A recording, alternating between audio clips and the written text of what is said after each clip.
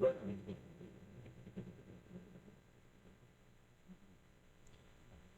welcome back, everybody, to the Hawkinsville Steakhouse in Hawkinsville. Drive at 5, college football drive at 5. My name is Chuck Ferguson. Joined today with in the studio with Will Nobles, my sidekick. On the boards, we got Ken taking care of the boards, and today we're going to be talking about a little recap of last week. A very exciting week, and I tell you, week 2. Going into week 3, after week 2 in the college football season.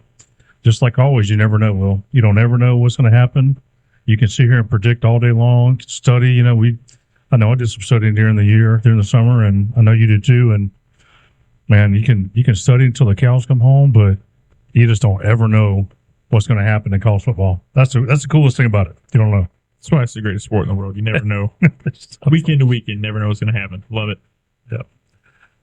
So we're going to talk about the Notre Dame NC State game. We'll talk about Ole Miss, Tulane, A&M, and Miami. That was a good game, and we'll talk about how Jimbo Fisher's sitting right now. Was there anything going on in Alabama, the state of Alabama, last week? I don't think so. I think it was pretty quiet in Tuscaloosa. Yeah. No celebrating, definitely, that's for sure. I got some friends that didn't understand why they couldn't get out of Tuscaloosa and fly back westbound. But anyway, then we'll do some predictions this week. We'll talk about that, and then we'll talk a little bit about some of the expectations going forward with some of the teams. So, Will, I think you got the outline. I'll go ahead and let you start off with what you got. Go ahead. All right, I'll jump right into it. First game I had on the docket was Notre Dame and NC State. I think it was an interesting game coming in because I was definitely curious what Notre Dame looked like. I think they had been pretty good so far this year against two opponents that really didn't matter. And I wanted to see them with an actual test. And I don't think NC State's a fantastic football team, but I mean, it was something to get an actual marker of what Notre Dame looks like instead of beating the crap out of Navy. And I think they look well. I think they look good. Sam Hartman played well. He's been playing well all season. Probably not a sexy pick for the Heisman, but I think he's got to be in your top 5 right now if you're making a list. I think he looks polished. He looks clean. I think he has been the missing piece Notre Dame has been looking for the past several years. I think they just needed a good quality quarterback, and he's proven that. Yeah, you throw him in that system with some of those offensive linemen. I think Notre Dame looks pretty good. I think you're right. Yeah, Notre Dame looked good. Sam Hartman looked good when he was, playing in the ACC anyway. So, and he's familiar with NC State. Coming out of Wake Forest. I think that you're right. Maybe the missing puzzle piece. I still think that that Notre Dame's depth is going to be something that's going to be an issue going forward. I think they're probably just as talented. Starting 22 is pretty much almost anybody else in the country. But man, when you start getting those injuries and you get halfway through the season, late in the season, and guys are out, the depth is where you're really going to see what they're made of. But early in the season they look good. NC State certainly not a service academy, so they're a little bit bigger of a test. And I think you're right. They looked a lot better than I thought they would look. To be completely honest with you, NC State, last few years, man, they've been a formidable opponent. They're not a cupcake whatsoever. So, Coach Freeman's got them going pretty good there. What else you got? And I would be remiss if I did not mention Audric Estime. He is playing fantastic for Notre Dame. That's their running back. That offensive line, like I said, they're keeping Sam Hartman pretty clean. And they're making holes that you can drive a truck through for Estime. Man, he looks good. I don't know if anybody likes running backs anymore, but if you do, he's gonna be good for the rest of this year. I think we got a big game coming up for Notre Dame in I think 3 or so weeks against Ohio State. I'm excited about that one already. Yes, I am too. Yeah, imposing your will on your opponent, running the ball down the throat. It just Will, you were a defensive guy, so was I. So it can break your spirit as a defensive player if you can't stop the run. So yeah. You're right, and that's what they do very effectively, and they got a great back there. So go ahead, what you got? Jumping ahead, looking at Ole Miss and Tulane, I had this game circled. Man, I thought it was going to be a good one. I really like Tulane. I think they got a really good football team there. I think they are the best group of 5 team out there right now, and I don't think it's particularly close.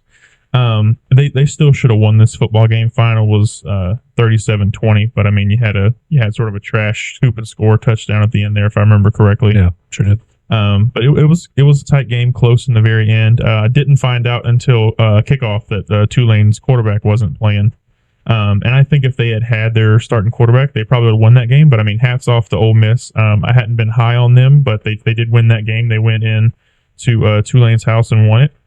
But I do still think they got some things to fix. I'm looking at it right now. They went 1 for 13 on third down conversions. That cannot keep happening, especially if you go into Tuscaloosa in a couple weeks. All right. That can't keep happening. And the gentleman they had with Heisman hype at the beginning of the season, Mr. Quinshawn Judkins, he had less than 50 yards total rushing. That is. I'm not sure what his pass catching looked like, but I don't know that it's fantastic. But when Tulane can hold you to under 50 yards rushing for a guy who's supposed to be one of, if not the best running backs in the country, especially coming into the season, I think that's a problem for you as well. I think coming in, he was probably considered the best running back in the nation. And, I wouldn't have argued with that. I think that he's a very good running back, but, it's not really, that's not a telltale sign on his ability. It just talks about how ineffective that offensive line is. And 1 for 13, you got to do something up front. You can't go 1 for 13. Like, I don't care who you are. And you're talking about as far as this game goes, we were watching that out of the house, and we had in our living room, we had 2 TVs set up in there for this time of the year. And I think we're watching on the big one. Are we watching on the big one? Or yep, I was on the big TV. Yep. Yeah, we had that on the big TV. And I'll be honest with you, halfway through the fourth quarter, I thought Tulane was going to win the game. And then it was Ole Miss jumped out there, halfway through the fourth quarter and kind of took control of everything. And then, like you said, towards the end, they I think they scored like 3 touchdowns in the fourth quarter, didn't they? Or they scored 20 points. So I think it was 2 touchdowns and 2 touchdowns, 2 field goals. Yeah, including a scoop and score. That field goal they scored at the very end there, instead of kicking or going for it on fourth down, that was a 50-something yarder. That was a great kick there too. Yeah. Shocked that old Kiffin didn't go for that one, knowing him, but it ended up being a good decision. Well, putting them up by 14 means something. Absolutely. What else you got? All right. Moving right along, we'll get to the game that I think was one of the most confusing ones for me personally. Texas A&M playing Miami. Going in, I think the consensus was it was going to be a close game. I was not bought into the A&M hype. I was just very low on Miami, so I thought Texas A&M would handle them. Boy, was I wrong. Miami came to play, and A&M did not. It was a close game for much of the first half, but then I believe it was right there in the third quarter. Miami's like, all right, we're done playing around. We're going to win this football game. Tyler Van Dyke, he had himself a football game. He had, 374 yards, I believe, almost 400 yards, and he had 5 touchdown passes. It's not shocking to me that he outplayed Connor Wegman. I'm not a huge Connor Wegman fan. not a personal comment on him, just I don't know that he's a very good quarterback. But Tyler Van Dyke had the game of his life, man. He played really, really well, and that's just why Miami won, because Tyler Dyke put him on his back and said, hey, let's go. We've talked about this through the offseason, amongst our group. Tyler Van Dyke is a good, borderline elite quarterback. I think you put him in the right system, he is going to be elite. And I think this year, I think this coming up draft, 2024 draft, is going to be one of the better quarterback drafts that we've seen in a long time. I think there's a lot of great quarterbacks in college football this year. Absolutely. Great college quarterbacks. And I think that a lot of those guys are going to be Sunday players. A lot of them are probably going to be within their rookie season. They'll probably be playing quite a bit. So, and I think Tyler Van Dyke is one of those. Texas A&M, on paper, they got one of the best rosters in the nation on paper. It's just, and we'll talk about, Jimbo's, his britches and see if he's, got some burn marks on the backside. But man, I tell you what, how can you pay that guy that much money year after year after year after year after year and come up short like this? At some point, those guys out there with that oil money is going to say, you know what, let's go find somebody else. I hate it because I feel like I bring up the Joel Klatt show every week, but I like listening to Joel Klatt. I think he's a smart guy. He brought up 2 points. One, like you said, I think Texas A&M, if you look at, I think it's the 24/7 Sports, or maybe it's the 1-3 composite, I'm not sure. If you look at just talent-wise, Texas A&M is supposed to have the third most talented roster in the country. Supposed to. I think that's a lot of recruiting rankings and all that, but on paper, they should have the third most talented roster in the country. They're not playing like it. I think he said, this is shocking. Their last 8 Power 5 opponents, they're 1-7. That's insane. So you think about, Pretty sure that's what he said. I could be wrong on that. But I believe that's what he said. Their last 8 Power 5 opponents, they are 1-7. Wow. So you think about the 2021 recruiting class. It's supposed to, that was the greatest recruiting class in history. Until Alabama beat it the next year, but yeah. Okay. So Alabama beat the. They may have. I don't know. It was pretty close. Okay, let's just say where it's going to get better and better every few years. Top 2 or 3 recruiting classes ever assembled. And I think that I read somewhere there was 9 5-stars in that class or something. It just depends on what recruiting rankings you're looking at. But 2021, this is their 3rd season with those guys. Now there are a lot of those guys left. Yeah, a lot of those guys left. A lot of those guys took NIL deals and said, "Hey, thanks for the money, we're gone," and they've gone. But you know what? You still had on paper the best recruiting class that these guys should be. Redshirt sophomores or juniors, 3rd year in your program anyway. You would think this is the year.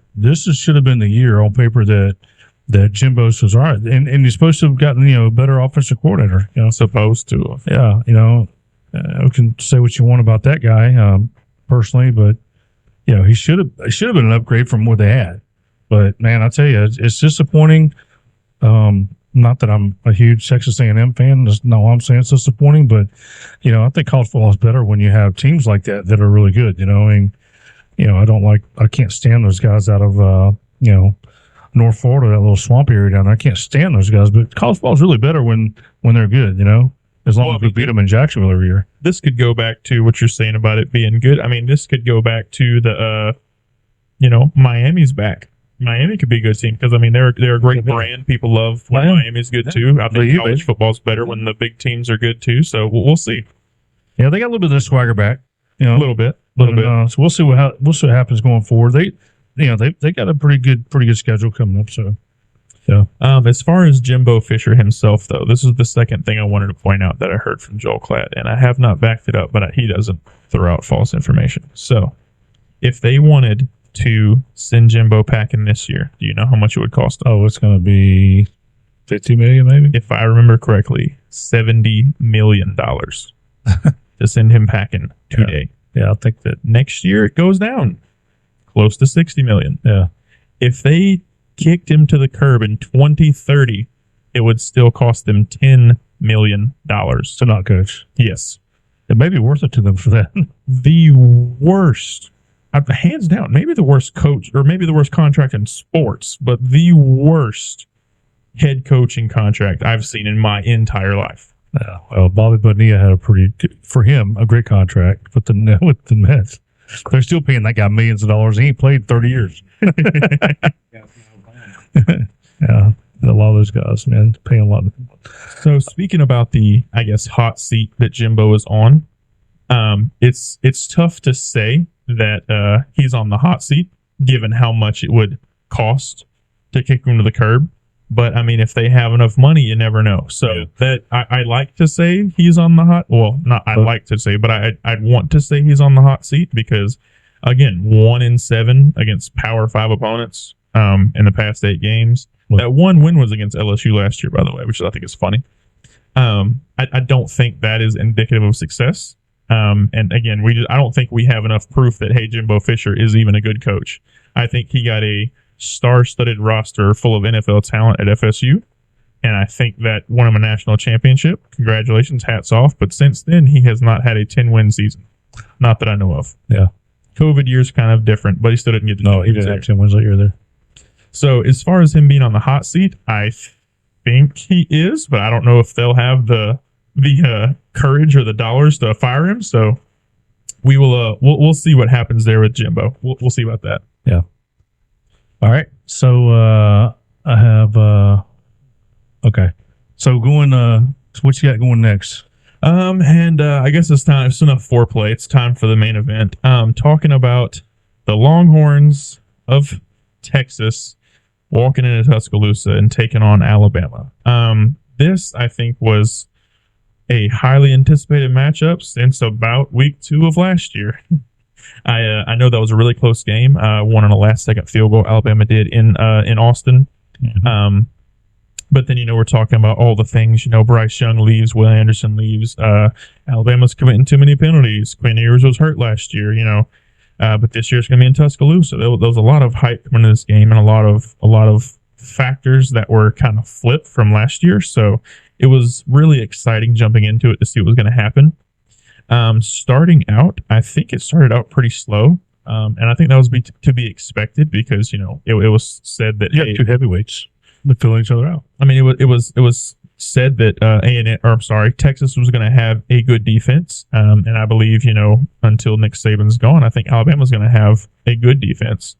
So it was kind of in the beginning, kind of just trading. Hey, nobody wants to make that mistake, so it's kind of slow going to start with. But then in the second half, Texas kind of found their groove, just found out they were the better football team, which I think that's true, like top to bottom. If you look at those rosters and just how they played, I think Texas is definitely the better football team.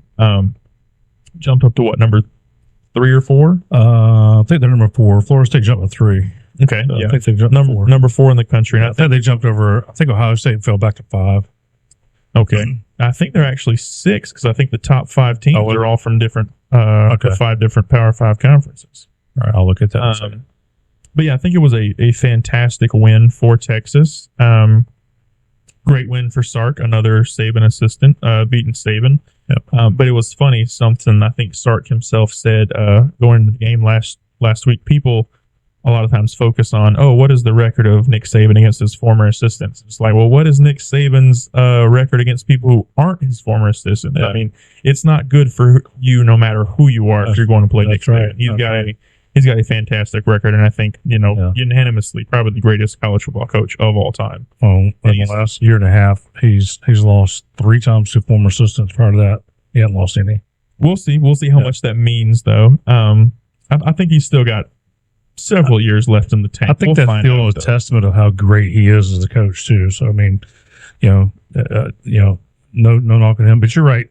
Top 5, Georgia, Michigan, Florida State, Texas, USC is number 5. So you're right. So getting to this game, and I'll just be honest with you. Well, I mean, I think I've been talking about Texas beating Alabama all summer. I think the first time I heard it was back in March, flirting with it. Yeah, I looked at this and said, you know what? And just like I was telling Josh, my other son-in-law, Saturday before the game started, I think that looking at it on paper, is Texas better this year? And this is prior to this game, folks. So you got to remember, this is before this game was being played. Before this game was played. On paper, look at Texas and go, okay, they started 2 true freshmen at tackles last year. Those guys have a whole season to mature.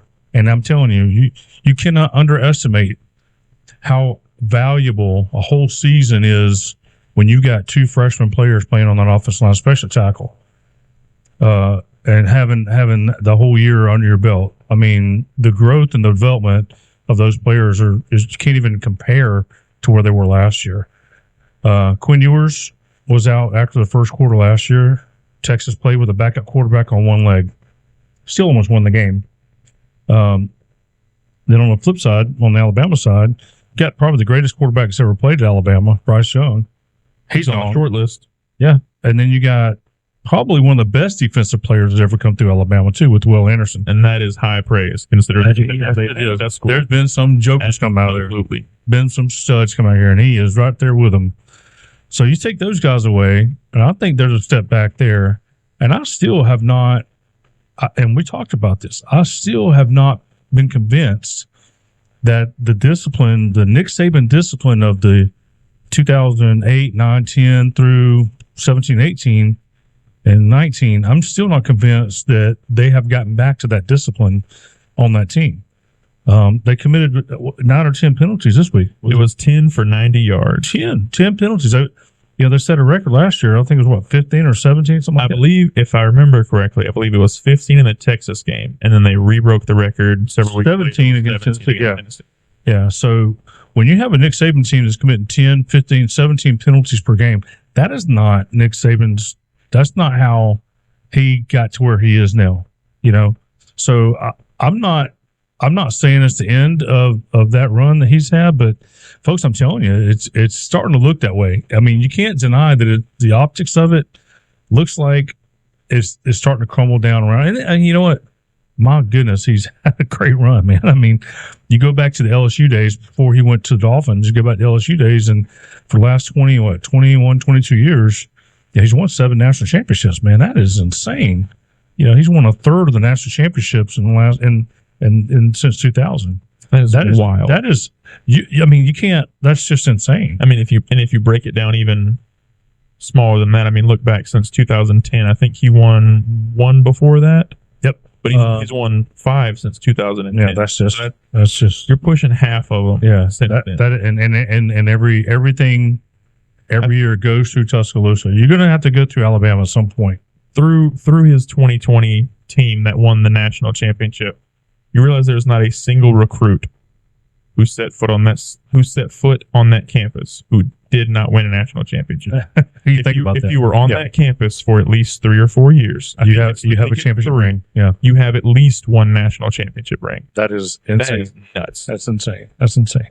And so I don't think that he is gone yet. I don't think that he's gone yet. But I think we're starting to see it starting to come down around him, and that's hey, you can be the biggest Alabama fan you want to be, and that hats off to you.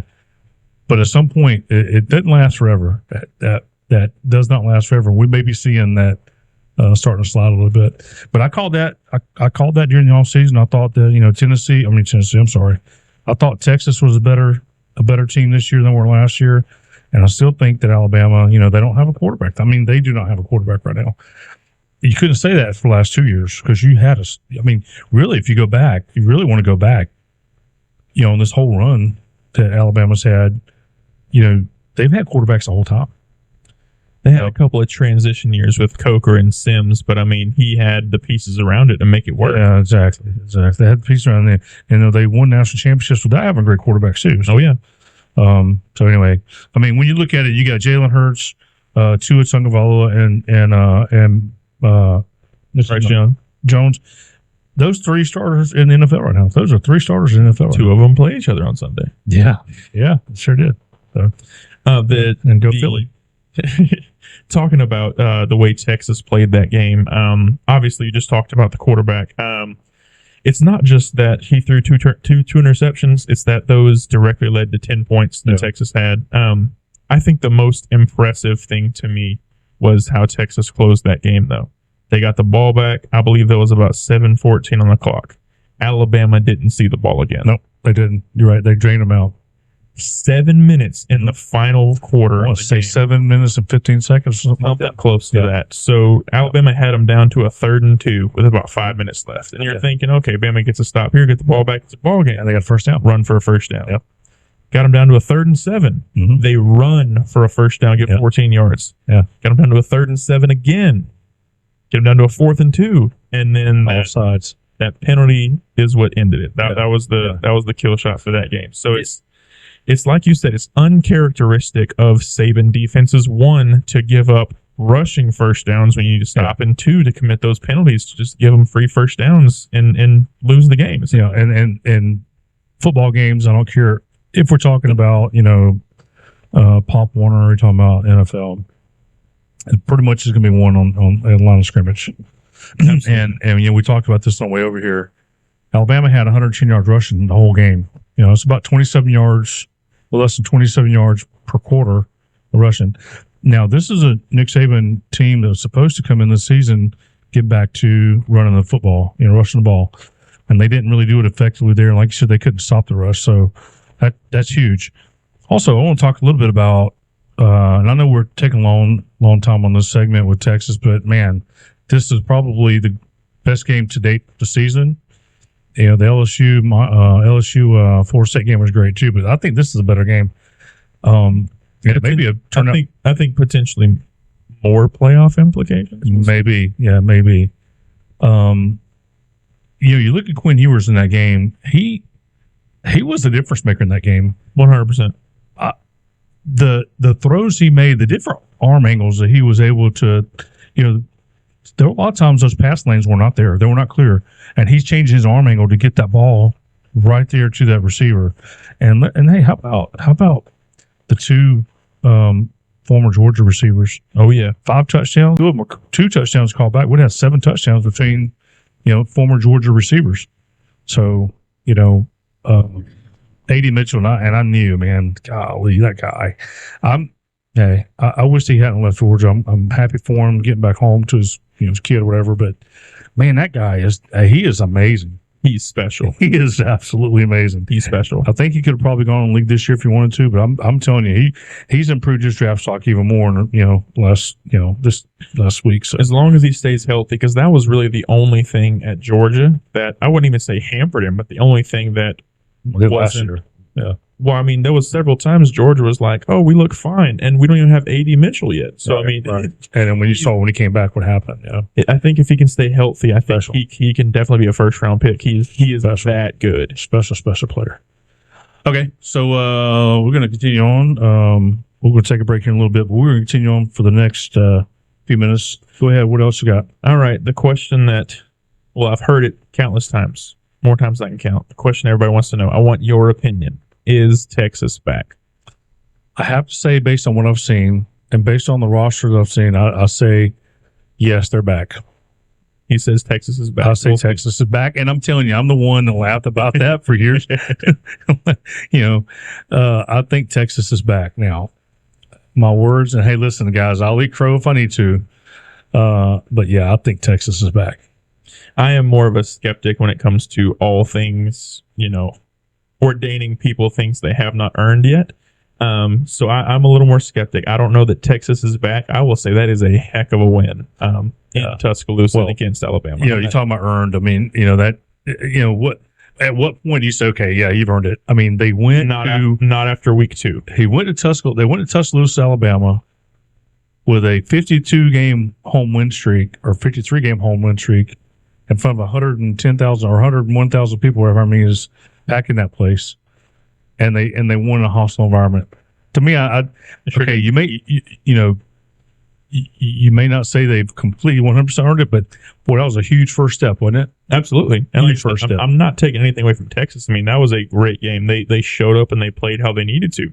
But I've seen plenty of times over the past decade, Texas won a big game. Texas is back, and then they Texas stuff and lose 4 losses in 4 overtimes. All right.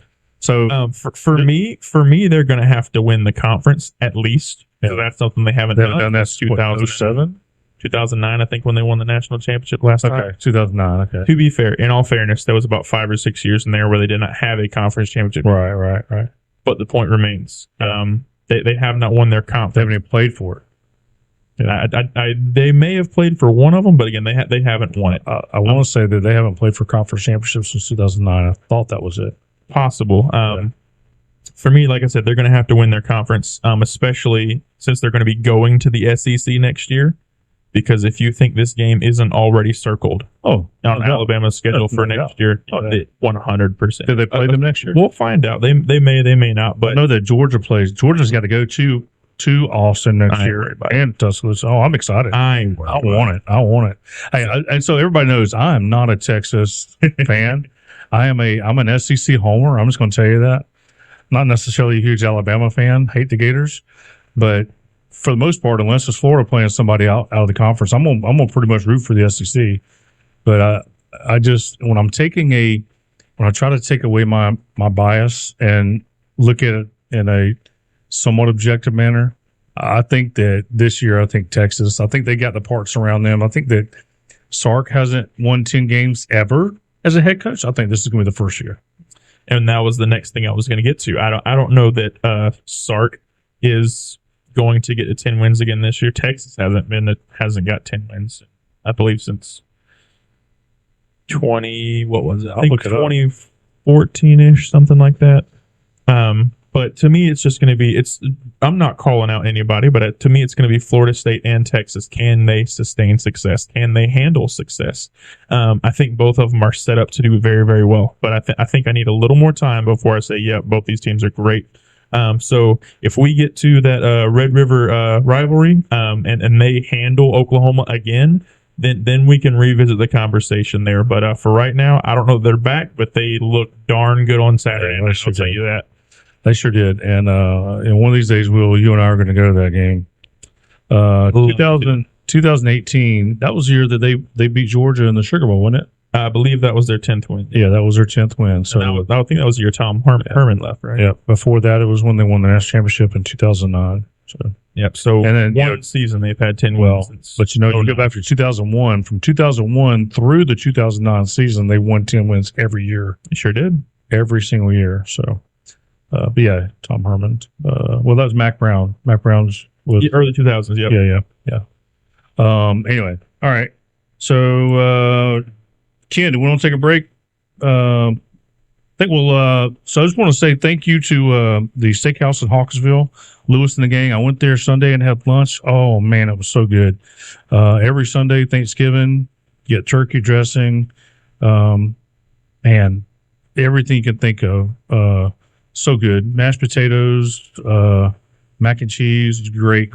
You guys need and hey, and during the week it's great too. It's not Thanksgiving like it is on Sunday, but they have the buffet every week. You ever want a good steak, that's where you go get it. Also, we are coming to you from the David Venable Studios in downtown Hawkinsville. I'd like to thank David Venable for the use of his studios. And Callahan Automotive in Warner Robins. Go see Brian and Richard. And if you need any kind of anything automotive needs, painting, nicks, dings, anything you need taken care of, check out Callahan Automotive. We're going to take a quick break, 30 seconds. We'll be back. You listen to the XL Sports Network on the river. For over 50 years, the steakhouse restaurant has been a tradition in Hawkinsville, just like the great tradition of the Hawkinsville Red Devils and their 6 state championships in football. Lewis Fowler and the staff at the steakhouse restaurant invite you to stop by for the daily lunch buffet and the special Thursday night buffet. And don't forget the $8.99 daily specials. Go by and see Lewis Fowler and the staff at the steakhouse restaurant on the Highway 341 bypass on top of the hill in Hawkinsville. Go Red Devils!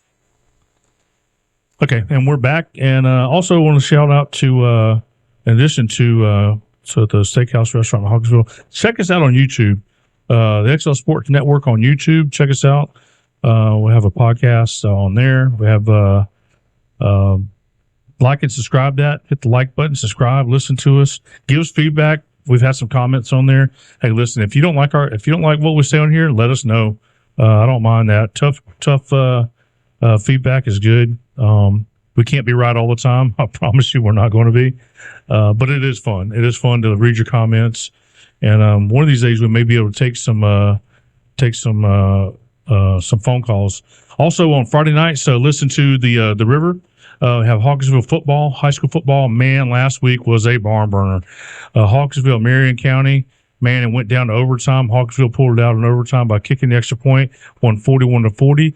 And then Saturday mornings, listen to us starting at 9 o'clock, 9 to 12, fastest 3 hours in radio. We have the Saturday morning quarterback presented to you by the Steakhouse Restaurant in Hawkinsville and the David Venable Studios. And then on Thursday afternoons at 5 o'clock, what you're listening to right now, the College Football Drive at 5, sponsored by the David Venable Studios and the Steakhouse Restaurant in Hawkinsville. All right, next, Will, what do we got? Go try and look at some games coming up this weekend. We got a couple coming on tonight, but I don't anticipate either one of those being really good. You got Miami taking on Bethune-Cookman, and after what they just did to A&M, I think Miami's going to... That should be against the law for them to play commit some kind of war crimes. The line right now is ballooned up to 53.5. which is Yeah, Which is I'll take Miami on that. which is an insane line to even It is. put on a game. That's disrespectful. I bet somebody at Bethune-Cookman's going to make some money off of that. No. And then you got Memphis playing Navy, but again, I don't expect it to be a super close game. We'll see. Navy hasn't looked great, and I don't think Memphis has really played anybody, but I think Memphis should handle them pretty well. Yeah. Jumping into some games that I think should be pretty good this weekend. A couple of them are from the noon slate, and I tried to pick what I thought would be a ranked matchup, but I did not find a single ranked matchup this Saturday. I don't think there is one. There's not going to be a ranked matchup. Well, Not that I guess know South of. Carolina losing to North Carolina takes South Carolina out of that. That was thought to be maybe game day if they beat North Carolina, but they did. Yep, I think game day is going to Colorado, and rightfully so. Man, Yeah. they've exceeded at least my expectations. I think Okay, Dion has shut some people up, including yours truly. I think he's handled himself well. I think he's proven that, doggone it, he is a good football coach. He's a fantastic recruiter, and he's made some good coaching decisions. They've got some stiffer competition coming up, so we'll see how they do against that. But as of right now, nothing bad to say about Dion or Colorado. I think he has surrounded himself with some great assistant coaches. I think he has to. The offensive coordinator was the Kent State head coach, and you saw what they did last year. Kent State, I feel bad for them because they lost their coach and lost all. They had some great players last year. You can go back and look at the replay of that Georgia game and see they had some studs on that team. And man, that team was decimated by transfers and coaches going other places. Chuck Kelly, who I met, great coach. He was at Florida State back in Jimbo's days. He was the defensive coordinator there when they won the national championship. Was at Alabama recently and was the defensive coordinator at Alabama last year. And before Dion wooed him out to Boulder, and I've told you this, Will, and I'll tell the audience. Coach Kelly told someone that Deion Sanders is Coach Saban, 98% Coach Saban away from the cameras. So and he's seen both of them up close and personal. So Deion is, I'm telling you guys something. The flamboyant lifestyle, however. You may like that or you may not like that. Really, I don't think that's relevant very much. The way he approaches everything. Deion Sanders has been a winner since forever. His whole life he's been a winner. And, you may not like the way his style is. I don't think he really cares. But the guy, who can go out there and play Major League Baseball at the level he was playing and play football on the same day? He's playing in the Major League Baseball playoffs and playing in the NFL on the same day. That's a short list of people. Very, very short list of people. There's not many people on this planet that can play at that level. Very short list. In order to get on a 53-man roster, and believe me, I got a cousin who's been trying, you have got to be a very, very, very special athlete. Not only is he a very special athlete, he's the best cornerback that's ever played the game. I don't want to think this is even close. He's the best cornerback who's ever played the game. And then you throw him out there for the Atlanta Braves when he was playing with the Braves. He's a great center fielder. And folks, I'm telling you, I saw him playing in Colorado one time. He hit a ball down the right field line and trotted to first base. Thought it was going to be a home run. Well, it didn't go out, hit the fence. He started running after he got to first base, and he got an inside the park home run. They timed it from the time he left home plate or time he hit the ball to the time he touched home plate was 13 seconds. That's stupid. That's stupid. It's 90 feet, 99, and you think about that guy, and that's not a straight line. That guy's incredible. He is a winner everywhere he's been, and I think he's going to be a winner out there in Colorado. Do I think they're going to go have a bowl game? It looks like it. They should be more likely week after week. Yeah, every week. He's got some tests coming up. USC's coming up. I guess we'll talk about that in a minute. But he's got some tests. USC, Oregon, USC, and some other tests. But man, I tell you what he's done. You're right. He's starting to make people believers. They didn't believe. Now they're going to start believing. But go ahead. Sorry, I didn't want to interrupt. No, we got way sidetracked on Dion, but I think that's kind of. Hey, I'd rather get sidetracked on Dion than some of the other stuff. I think that's kind of what's happening across America's sports media recently, but it's all good. Yeah. So first game I want to take a look at is LSU and Mississippi State. I think this is going to be a sneaky close game. Right now, the line is 9.5 for LSU on the road. I think it's, like I said, I think it's going to be sneaky close. I don't know where to start, except for I don't know that LSU has proven they're really good. I think they kind of laid an egg against FSU, and I tell you what, I did not have high expectations for Mississippi State at all. After the tragic passing of Mike Leach, and then they brought in a new head coach who was going to completely change the system, I did not have high expectations at all. But man, Will Rogers has stayed Will Rogers, and Mississippi State can run the freaking football. Yeah, that's my goodness. That's what Coach Arnett has changed right there. Run the football. If I'm not mistaken, they are averaging. I'm sorry, their leading running back is leading the SEC in rushing yards. That's crazy. I didn't know Nuts. that. Yeah. They are actually averaging more rushing yards than passing yards. They're averaging 194 passing yards a game and 221 rushing yards a game. This is Mississippi State, Well, the team that ran the ball maybe 8 times a game the past 3 years or so. They're averaging over 200 rushing yards a game, which is nuts. I think we looked at it when Mike Leach was live. I think that he ran the ball 18% of his plays. It was definitely less than 20. Yeah, 18% of the plays. So, and Will Rogers is probably going to end up being the SEC record holder in pass attempts, completions, yardage. I mean, the thing that impresses me most about Will Rogers is completion percentage. Man, he's pretty accurate. If he throws the ball, it's probably going to get caught. Yeah. And I saw him play in person last year. He's a good ball player. He takes care of the football too. He's accurate. I think they're going to be good. This game last year was in Baton Rouge, and at the end of the first quarter, at the end of the third quarter, at the end of the first quarter, second quarter, and third quarter, Mississippi State had a lead.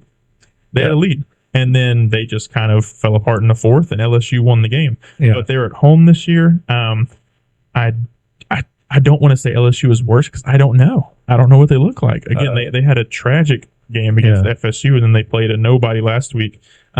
Mississippi State kind of struggled against Arizona last week. But again, you never want to count them out. If I had to pick right now, I'm picking LSU. I think they will win the game, but I think it's going to be a little closer than maybe I expected before the season started. It's going to be loud. Cowbells loud. It is a noon game though. I don't care. There's going to be 50,000 cowbells there. We experienced that last year. It's insane, man, how loud that is. That crowd has fun for sure. Yeah, I've been there and saw Mississippi State play Auburn one time, and the cowbells were going for about the first 2 or 3 minutes of the game, but then Cadillac Williams said shut that down, and he took over. But LSU, they went out after losing to Florida State. They went out there and upset Grambling last week. So they coming into Stark Vegas. We'll see what happens. I'm not gonna. We're not doing picks right now, are we? Are we just? I picked LSU. I'll pick LSU. If I'm wrong, I'm wrong. But what's the over? Let me see what the spread is on that. 9.5. 9.5. I'll take Mississippi State with the points. I'll take that. No, okay. I'll take Mississippi State with the points. For the points. Okay, I'm taking LSU straight up for the record. Okay. If we were doing straight up, I probably would take LSU. I think they got the better roster. Hedging your bet. I see what you. Yeah. Okay, that's fine. So go ahead. Next game. Also at a 12 o'clock slate. Kansas State at Missouri. Again, I think this is going to be another kind of sneaky game. I think right now Kansas State is a 4-point favorite right now when I'm looking at it. Yeah. I think this has the potential to go one of two ways. It could end as a 1 or 2 point game, or Kansas State could blow them out. I think Kansas State has a really good defense. I think they do. I think Mizzou's defense is all right. I think it's better than it has been. So I don't think that Mizzou's defense is going to be good enough to stop Kansas State's offense. Because, I mean, they seem like they haven't really missed a beat since last year. They seem like they're still moving along pretty well, even after they lost Deuce. I think it's really going to be, can Mizzou's offense keep up? Because like I said, I don't see Mizzou's defense really slowing down Kansas State. I could be wrong. I've been wrong maybe once or twice in my life. We'll see. I think you're spot on with that. I think the Missouri offense will probably be pretty effective. Kansas, man, I was watching the highlights. I didn't get a chance to watch the play last week, but I did watch some highlights. And man, they don't like they missed a beat at all from last year. They look like the same team from last year. They had that little run back that minus the Sugar Bowl. They look like the same team from last year. Right. Well, they ran into a mess. A buzzsaw. Yeah. A mad buzzsaw. But I think that you look at that running back they had last year. Was it Vaughn? What's the Deuce Vaughn? Deuce Vaughn went to picked all up by 5 feet of him. Yeah.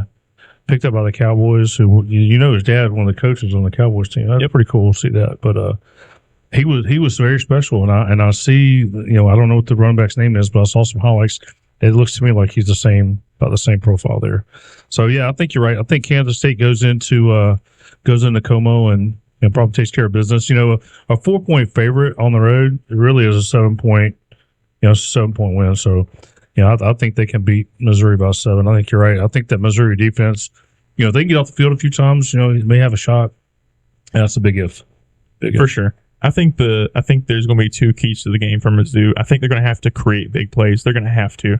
It's going to have to be, hey, we score in 1 or 2 plays, and then give Kansas State offense some trouble. Because they got Luther Burden still. He's a playmaker for sure. I think he's got some great hands. No doubt. He can convert for him, and I think that's going to be another key to the game. They got to create big plays, and I think they got to convert on 3rd down. I don't think they've been very successful doing so far this year. I think they've struggled with that a little bit.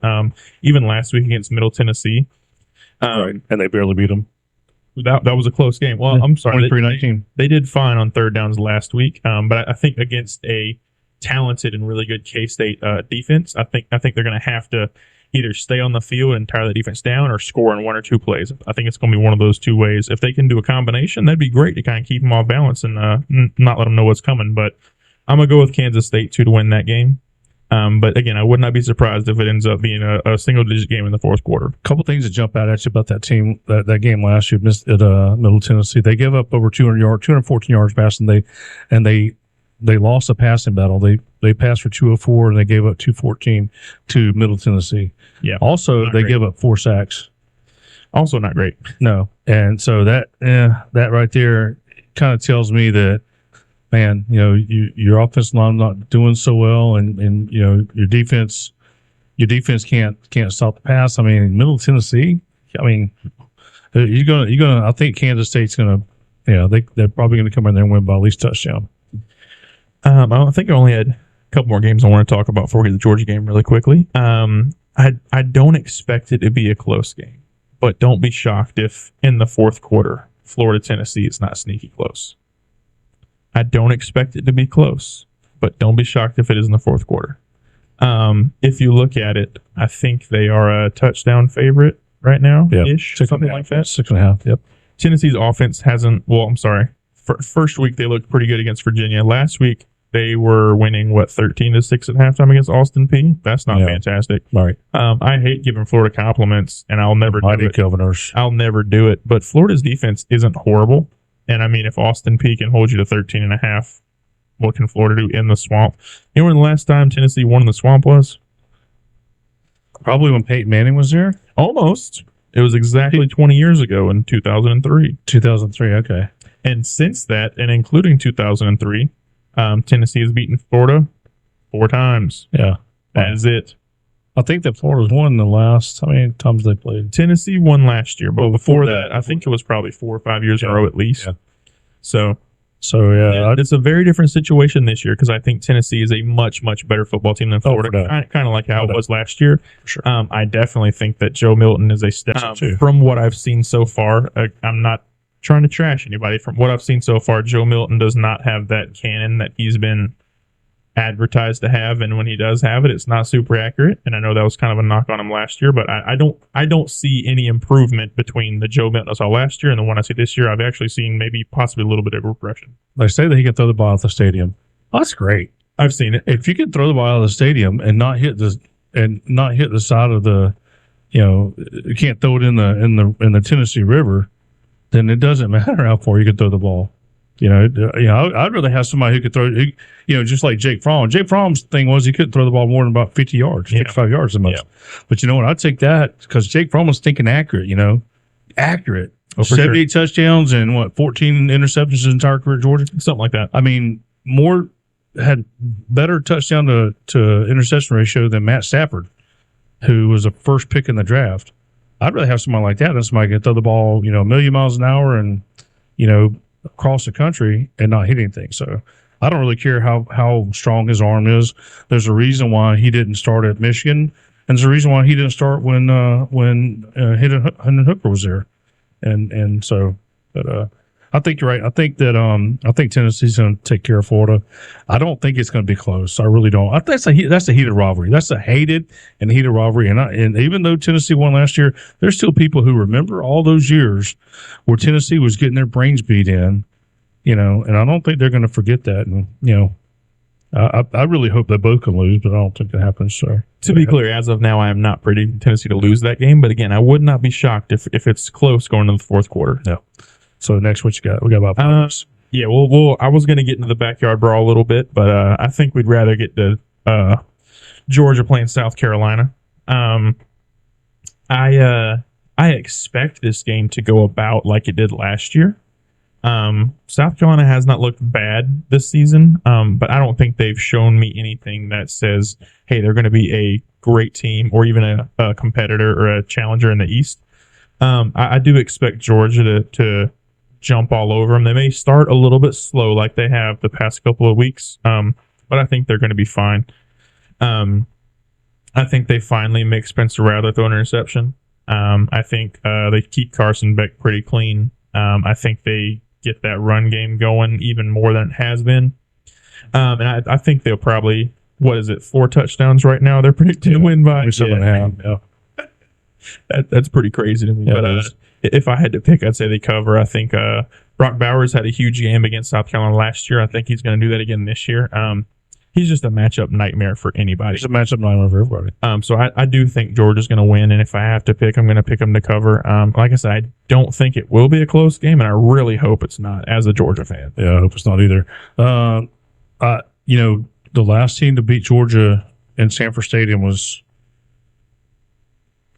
South Carolina. 2019. Jake had 3 interceptions. I think 2 of those were not his fault, or at least one of them wasn't his fault. But the last time that Georgia lost at home was to South Carolina. That was the last time. And incidentally, the coach for South Carolina that game is the co-defensive coordinator for Georgia now. So Yep, absolutely. So I think there'll probably be some reminders all week long, or has been all week long, about that game. I don't think that they're going to repeat that. I think Georgia's going to roll on through this thing, but I'll be honest with you, 27.5, which is basically 4 touchdowns. I think it's going to be closer than that, Will. I really do. I don't think Georgia's going to cover. I do not think Georgia's going to cover that. I think Georgia's going to win straight up. I think the final score of that game is going to be somewhere around, 35 to 35-24, something like that. I think that they're going to stay in the game pretty late. And I think Georgia's going to pull away there probably halfway through the fourth quarter, kind of like what Ole Miss and Tulane did this past weekend. But I don't think there's going to be a 28-point win. I don't think. 2 points. 1, if you don't believe in Georgia, just say so. 2, you think that defense has given up 24 points? I didn't say the defense will give it up. You think it's going to be pick 6 is happening, or what could anticipate? A takeoff return for a touchdown? You got the Beamer ball on the special teams, and I'm not saying it's going to happen. I'm just saying I wouldn't, if I was a betting man, and I'm not. I don't bet. I don't. My money's mine. I'm not giving it to somebody else.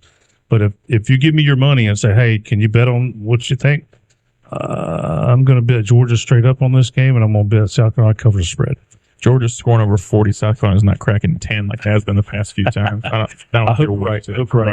I think there's going to be some. I think there'll probably be a special teams. There could be a special team score in South Carolina's part. Yeah, good luck with that. Okay, so we both agree Georgia's going to win. Hey, and taking my bias out of it, like I told you guys, I'll take my bias out of it and try to predict based on objectivity. So I'm not biased. I just noticed that this spread is. Do you know how bad Boston College has looked these past 2 weeks? Boston College they lost to NIU and they barely beat Holy Cross. The spread for FSU Boston College is 26. Oh, wow. That is almost just a point and a half less than Georgia, South Carolina. That tells you how much they think of Georgia and how little they think of South Carolina. Holy Cross is good, man. No, they're not. Stop. Quit it. Georgia's going to win and they're going to cover, man. And they're going to beat them to death. What's Holy Cross's what's their mascot? I believe they're the Paladins, if I'm not mistaken. The who? The Paladins. The Paladins. I believe so. Yeah, the mighty Paladins. Got about a minute left. So. Real quick, give me your analysis. If FSU keeps this, I'm sorry. Wow. If South Carolina keeps this close, what does that look like? How do they do that? I think that the only way they're going to keep this close is if we commit some turnovers. I think that, and Carson has been known in the past to make some mistakes. Now, I'm hoping that I'm wrong. I hope he don't. But I think Carson could make some mistakes in this game. I think, we're going to have to play some young running backs. We may put the ball on the ground. Could be a muff punt, something like that. Something. I just think that something could happen that gives South Carolina another possession or two, and so that could keep them in the game right there.